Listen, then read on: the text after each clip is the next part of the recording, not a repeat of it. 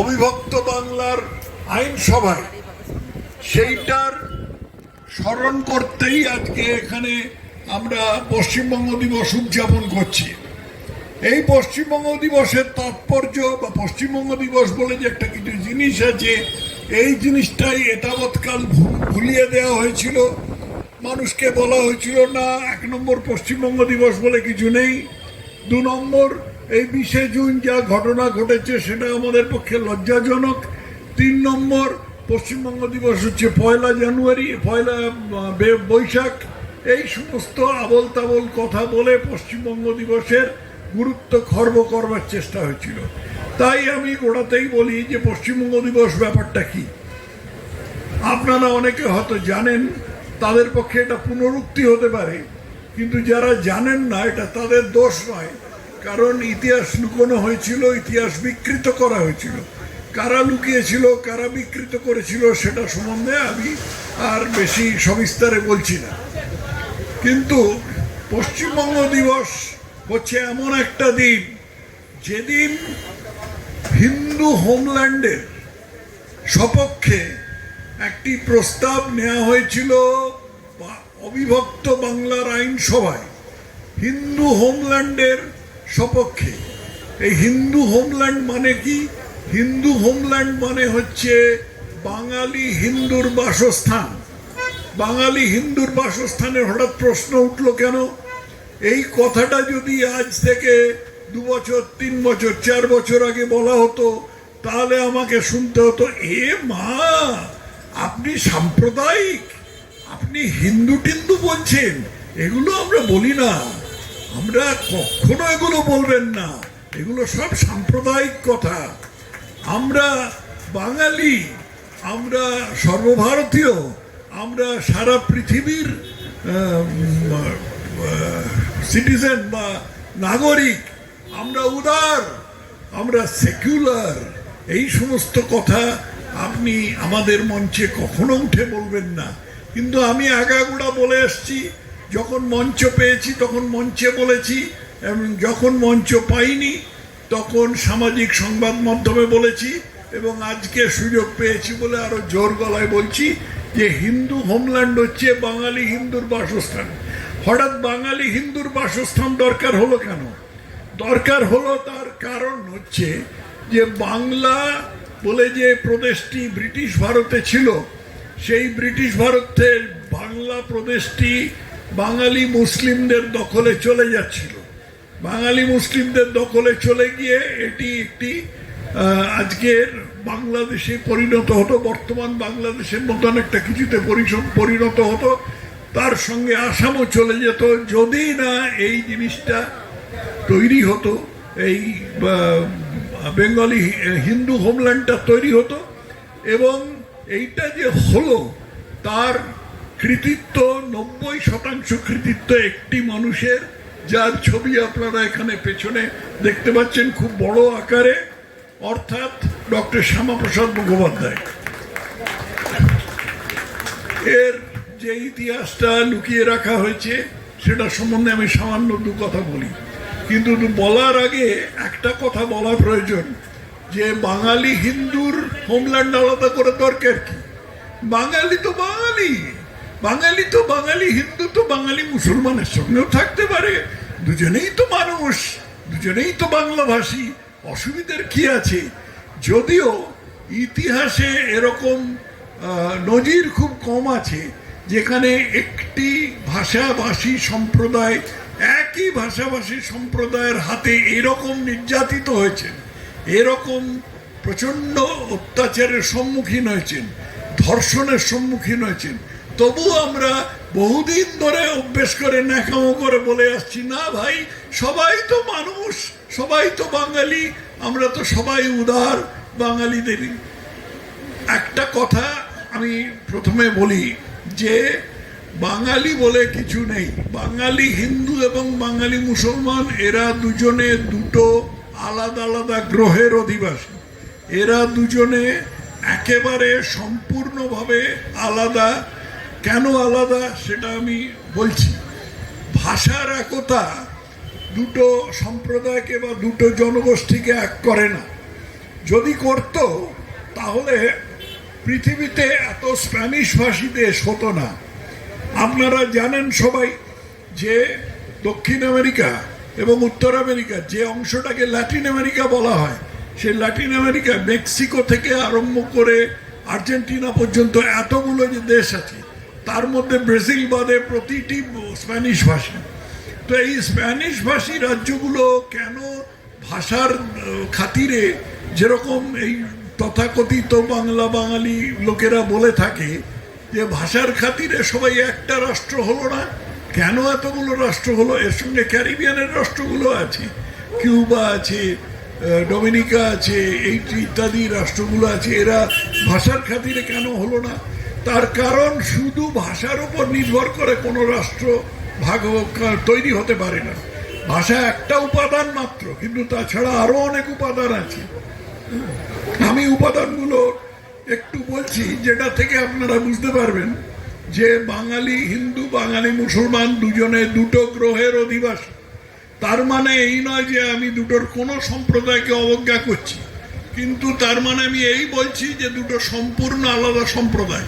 বাঙালি এবং ইংরেজ এবং রাশিয়ান এবং ল্যাটিন আমেরিকার মানুষ যেরকম দুটো আলাদা সম্প্রদায় বা আলাদা জনগোষ্ঠী, তেমনি বাঙালি হিন্দু, বাঙালি মুসলমান দুটো সম্পূর্ণ আলাদা জনগোষ্ঠী। কি করে আমি বলছি? কারণ প্রথম কথা হচ্ছে যে বাঙালি হিন্দু আর বাঙালি মুসলমানের মধ্যে পার্থক্য শুধু ধর্মে নয়, নামকরণে পার্থক্য। আপনারা তো নাম শুনেই বুঝতে পারেন কে হিন্দু কেউ মুসলমান। কেন বুঝতে পারেন? কারণ দুটো আলাদা জনগোষ্ঠী, দুটো আলাদা জনগোষ্ঠী থেকে বোঝে। দ্বিতীয়, সমাজ ব্যবস্থা আপনারা জানেন যে আমাদের হিন্দু সম্প্রদায়, হিন্দু ধর্মের মানুষের মধ্যে খুড়তুতো জ্যাঠতুতো ভাই বোন, মামাতো পিস্তুতো ভাই বোন, মাস্তুতো ভাই বোন, এদের মধ্যে বিবাহ অচিন্তনীয়, নিন্দিত, অসভ্য মনে করা হয়। এবং এদের মধ্যে বিবাহ হলে যে সন্তান হবে সেই সন্তানরা অনেক ক্ষেত্রেই বিকলাঙ্গ হয় বা অন্য বিকৃতির শিকার হয়, সেরকম দেখা যায়। অথচ বাঙালি মুসলিমদের মধ্যে এটা অত্যন্ত স্বাভাবিক। তারা বলে চাচা আপন চাচি পর, চাচি মেয়েকে বিয়ে কর। এটা তো একেবারে স্বতঃসিদ্ধ, এটা নতুন কিছু নয়, এবং এটা আমরা সবাই জানি। কিন্তু তা সত্ত্বেও আমরা সবাই বাঙালি, এপারেও বাঙালি ওপারেও বাঙালি, এরকম ধরনের ন্যাকামি আমরা এতদিন ধরে শুনে আসছি। দ্বিতীয় হচ্ছে সমাজ ব্যবস্থা গেল। দ্বিতীয় হচ্ছে ধর্মাচরণ। আমরা বাঙালি হিন্দু যারা আছি, আমরা অনেকে এক ঈশ্বরে বিশ্বাস করি, অনেকে 3 ঈশ্বরে বিশ্বাস করি, ব্রহ্মা বিষ্ণু মহেশ্বর। অনেকে বহু ঈশ্বরে বিশ্বাস করি, 33 কোটি দেবতা। অনেকে কোনো ঈশ্বরে বিশ্বাস করি না, অনেকে বিশ্বাস করি অমুক অবতার, অমুক মানুষের অবতার, তাতে বিশ্বাস করি। এতে কোনো কিচ্ছু এসে যায় না, এতে একজনের সঙ্গে একজনের কোনো প্রভেদ তৈরি হয় না। আমরা সবাই বাঙালি হিন্দু থাকি এবং আগামী দিনেও বাঙালি হিন্দু থাকবো। কিন্তু এই জিনিস বাঙালি মুসলিমদের মধ্যে অচিন্তনীয়। আমরা যদি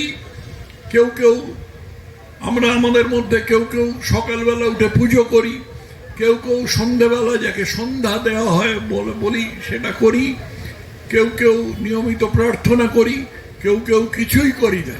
কিন্তু এগুলো না করলেও আমরা বাঙালি হিন্দু থাকি এবং আমরা বাঙালি হিন্দু থাকব। আরো অনেক কিছু আছে।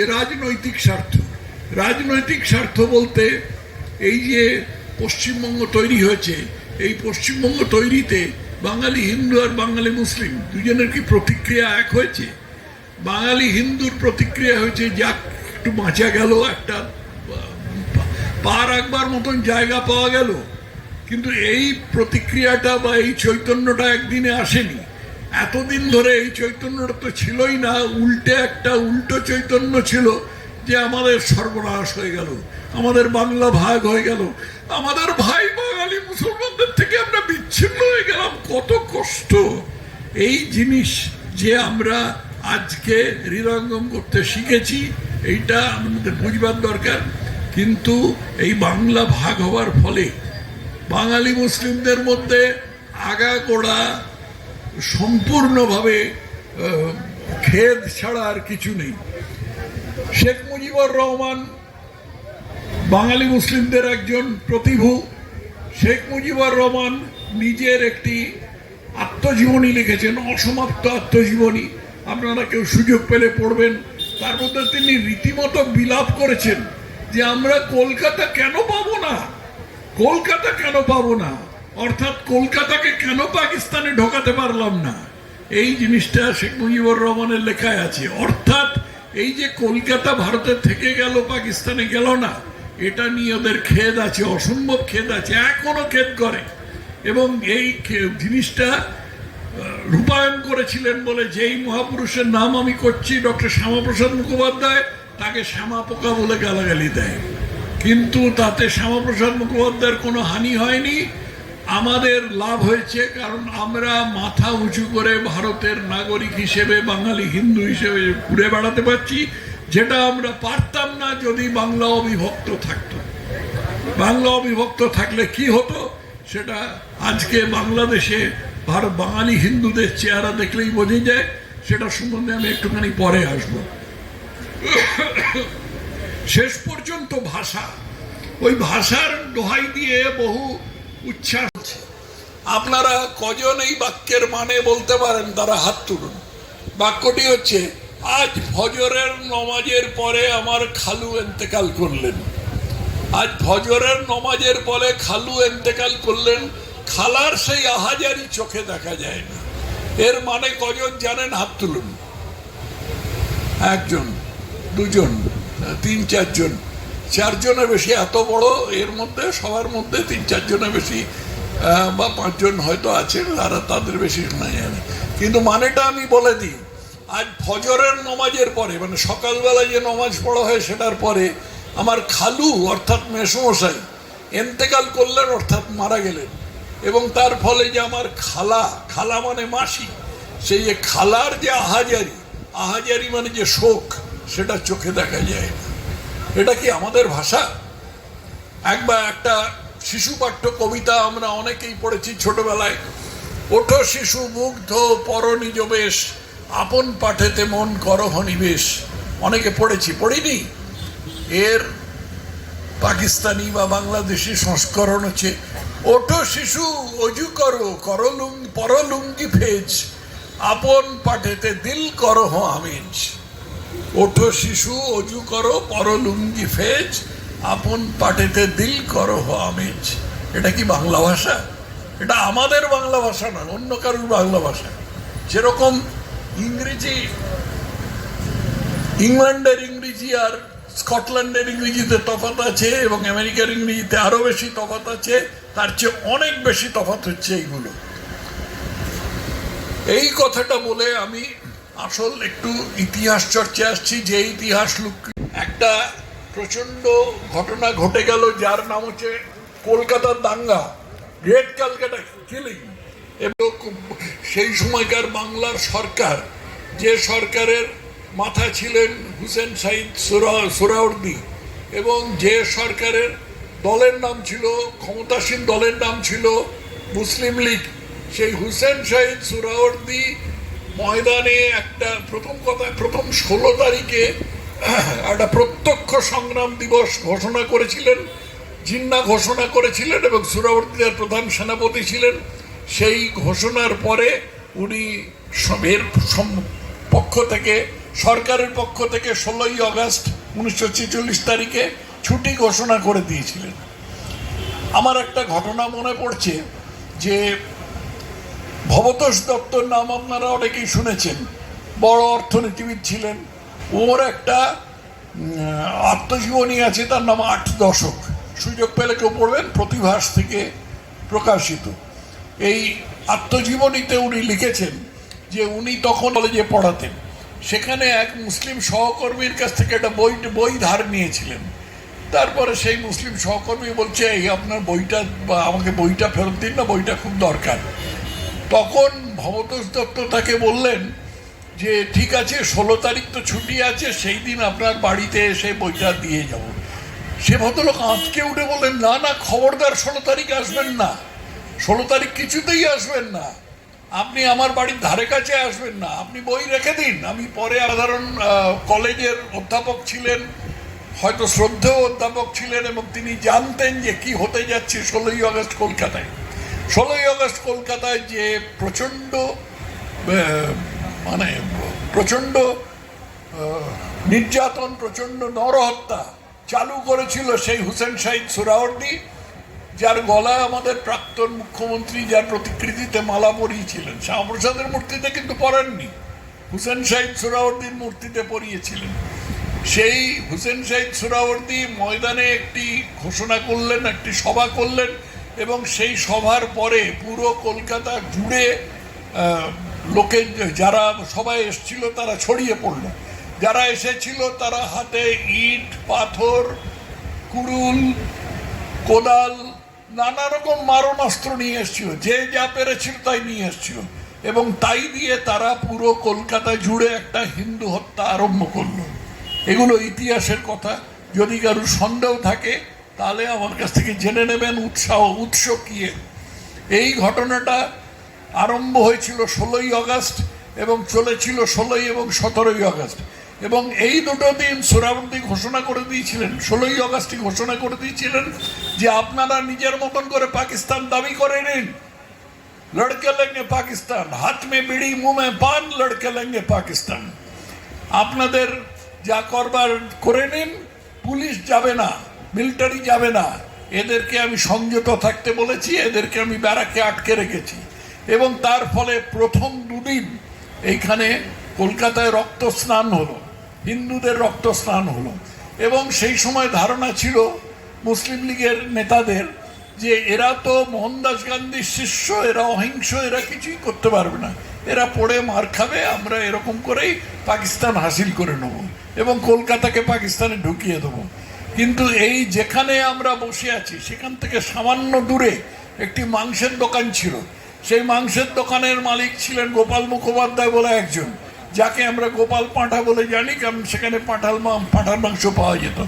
সেই গোপাল পাঁঠা এর বিরুদ্ধে একটা সাংঘাতিক সংগ্রাম তৈরি করলেন, এবং তার সঙ্গে যোগ দিল কলকাতার সর্দারজিরা সে সময় কলকাতার বাস এবং ট্যাক্সি চালাতো, সঙ্গে যোগ দিল মানিকতলার কালোয়াররা, এই মানিকতলার কালোয়াররা এবং সর্দারজিরা, এবং তার সঙ্গে গোপাল পাঁঠার নেতৃত্বে বাঙালি হিন্দুরা সেখানে একেবারে এমন ধ্বংসলীলা আরম্ভ করলো, এমন প্রতিক্রিয়া আরম্ভ করলো যে তার আগের দুদিনের হত্যাকাণ্ড সুদে আসলে শোধ হয়ে গেল। মোট দেখা গিয়েছিল বিটে যাওয়ার পরে যে 10 থেকে 15,000 মানুষ খুন হয়েছে, এবং তার মধ্যে হিন্দু মুসলিম দুই ছিল। মুসলিম ছিল প্রথম দিকে হিন্দু খুন হয়েছিল, পরের দিকে মুসলিম বেশি খুন হয়েছিল। যে জন্য আমি বললাম যে এই গোপাল পাঁঠা এবং অন্যরা তারা সুদে আসলে হিসেব চুকিয়ে দিয়েছিলেন।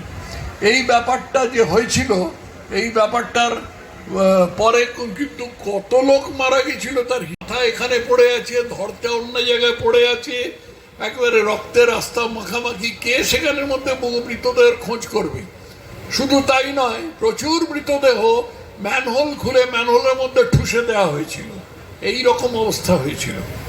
এরপরে নোয়াখালীতে একটা দাঙ্গা হলো, নোয়াখালীরটা দাঙ্গা নয়, একতরফা হিন্দু হত্যা, এবং সেই হিন্দু হত্যায় আনুমানিক 5,000 হিন্দু নিহত হলো।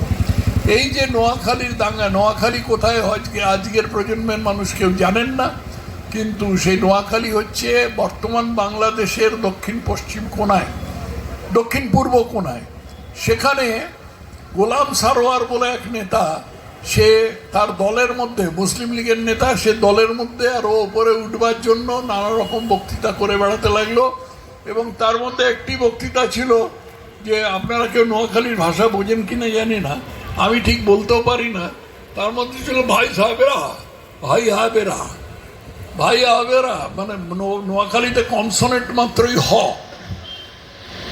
নোয়াখালী ভাই হাবেরা, আপনাকে বিবি গো শরীর খারাপ হইলে কে তাগো গায়ে হাত দিয়া আদর করে, হিন্দু ডাক্তাররা, মানে আপনাদের স্ত্রী বা বোন কন্যা এদের ন্যাকামি করেছিলেন, সকলকে আধপোড়া বাড়িতে ফিরে আসতে বলেছিলেন, কেউ ওর কথা শোনেনি।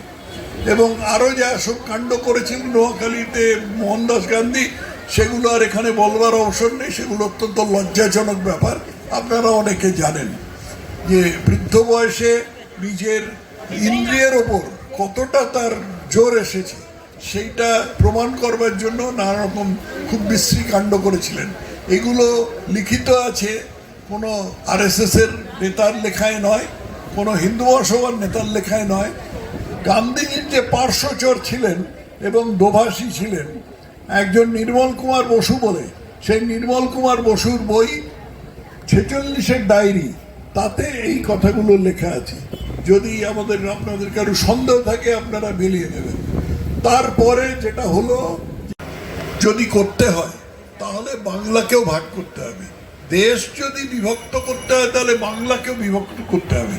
জিন্না বলেছিল না না, তা কি করে হবে, বাংলা তো মুসলিম প্রধান প্রদেশ, বাংলায় 55% মুসলমান এবং 45% হিন্দু ছিল, বাংলা তো মুসলিম প্রধান প্রদেশ। এখানে বাঙালি হিন্দুরা মাথা উঁচু করে ভারতের নাগরিক হিসেবে বেঁচে থাকতে পারলাম। যদি না হতো তাহলে কি হতো? যদি না হতো তাহলে পূর্ব পাকিস্তান হয়ে যেত গোটা বাংলা, কলকাতা পোস্টে পূর্ব পাকিস্তানে ঢুকে যেত, পূর্ব পাকিস্তানের রাজনীতি হয়ে রাজধানী হতো, এবং সেই কলকাতায় আরেকবার ওই একই রকম দাঙ্গা হতো। এবার মানুষের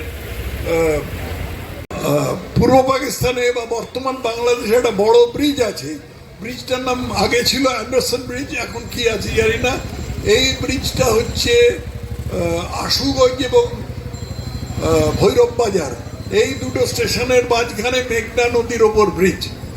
এই ব্রিজের ওপর দিয়ে 12ই ফেব্রুয়ারি 1950 তারিখে যত ট্রেন গিয়েছিল তার প্রতিটি ট্রেন 1 মিনিট 1950 সালে যত ট্রেন গিয়েছিল সেই সব ট্রেনে যত হিন্দু ছিল প্রতিটি হিন্দুকে গলা কেটে তাদের সমুদ্রে নদীতে ফেলে দেওয়া হয়েছিল।